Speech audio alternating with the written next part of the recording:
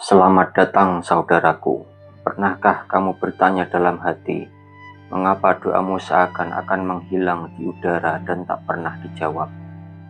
Ada sesuatu yang lebih dalam dari sekedar mengucapkan kata-kata, sesuatu yang membuat energi doamu tersumbat dan jauh dari tujuan. Hari ini, kita akan menggali bersama rahasia mengapa doa yang tulus terkadang terasa hampa, dan bagaimana kita bisa membuka kembali jalan energi doa agar sampai ke semesta dengan penuh kekuatan.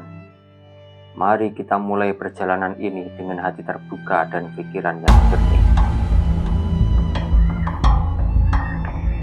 Pernahkah kita bertanya dalam hati, mengapa doa-doa yang telah kita panjatkan dengan begitu banyak kata, bahkan dengan linangan air mata, tampaknya tidak terjawab?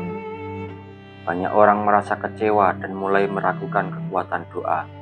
Padahal yang sebenarnya terjadi bukan karena doanya yang salah, tapi karena energinya yang tidak sampai. Doa bukan sekedar ucapan, ia adalah frekuensi sebuah getaran halus yang hanya bisa menembus semesta jika lahir dari kesadaran yang sejernih embun pagi. Disinilah banyak orang terjebak, menyangka bahwa semakin panjang atau semakin sering mereka berdoa, maka semakin dekat jawaban akan datang.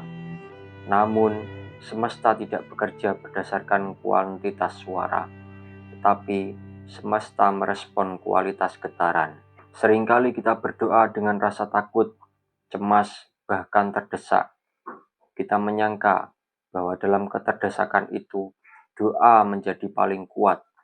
Padahal justru itulah saat dimana energi kita paling kacau. Ketika kita berdoa dengan pikiran penuh keraguan, maka yang sampai ke semesta bukan permintaan kita, melainkan getaran dari kekuatan diri kita sendiri. Ketika kita berdoa dengan pikiran penuh keraguan, maka yang sampai ke semesta bukan permintaan kita, melainkan getaran dari ketakutan kita sendiri, dan semesta hanya memantulkan itu kembali kepada kita. Ia tidak menolak kita, tetapi ia setia mengembalikan apa yang kita pancarkan. Bayangkan sebuah radio tua yang frekuensinya tidak tepat. Meskipun kita berbicara dengan suara keras, pesan kita tetap tidak sampai ke penerima yang dimaksud. Begitulah doa yang keluar dari perasaan yang tidak selaras. Jika doa dilontarkan dari kegelisahan, maka energi yang dilepaskan pun ikut gelisah. Dalam kondisi ini, bukan jawaban yang datang, melainkan pantulan dari kegelisahan itu sendiri dalam bentuk pengalaman-pengalaman yang mempertegas kecemasan kita. Untuk itu, langkah utama dalam mengubah doa menjadi magnet adalah menyadari dari mana energi doa itu keluar. Apakah dari hati yang penuh keyakinan, ataukah dari lubuk yang dalam yang masih dihantui oleh luka dan ketakutan? Jika kita ingin doa menjadi jembatan, maka kita harus menjadi tanah yang kokoh di ujung jembatan itu, bukan tanah yang terus retak oleh pikiran negatif dan rasa ragu. Saat kita menjadi kokoh, doa pun akan menemukan jalannya sendiri untuk kembali kepada kita dalam bentuk jawaban. Dalam bab ini, mari kita renungkan bersama, bukan seberapa banyak kita berdoa yang menentukan, tetapi dari mana kita berdoa. Jika doa lahir dari rasa takut, ia menjauhkan kita dari jawaban.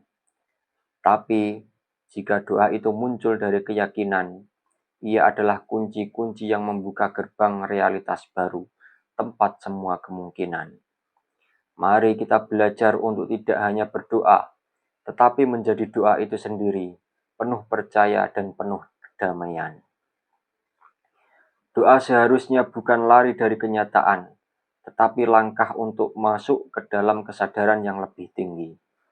Jika doa dilakukan hanya saat genting, saat buntu, atau saat kita merasa kalah, maka ia tak lagi menjadi penyambung rasa percaya, melainkan pengakuan bahwa kita kehilangan pegangan. Bukan berarti kita tidak boleh berdoa saat sedih atau terluka. Justru di saat-saat seperti itu, penting bagi kita untuk membersihkan hati terlebih dahulu. Sebab doa yang keluar dari luka yang masih terbuka hanya meneteskan darah ke langit. bukan cahaya. Kita harus jujur pada diri sendiri. Apakah doa yang kita panjatkan lahir dari rasa takut atau rasa yakin? Apakah kita meminta dengan kegelisahan atau dengan ketenangan? Saat kita jujur, kita mulai membongkar lapisan-lapisan yang menutup energi doa. Dan hanya dalam keterbukaan semacam itu, getaran kita mulai bersih. Barulah doa bisa naik sebagai cahaya yang utuh, bukan sebagai bayangan yang terpecah-pecah.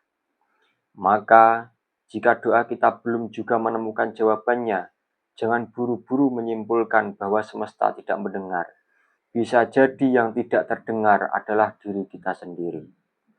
Dalam doa, kita perlu berlatih hadir pada saat ini, melepaskan segala prasangka dan ketakutan masa depan. Ketika doa disampaikan dengan keyakinan yang tulus, maka ia membuka pintu-pintu yang selama ini tertutup oleh keraguan. Kita mulai merasakan perubahan halus dalam diri, sebuah kesadaran bahwa jawaban doa sedang dalam proses telah muncul, walau belum tampak nyata. Ini adalah tahap di mana kita belajar bersabar dan percaya, karena semesta tidak selalu menjawab dengan cara yang kita bayangkan.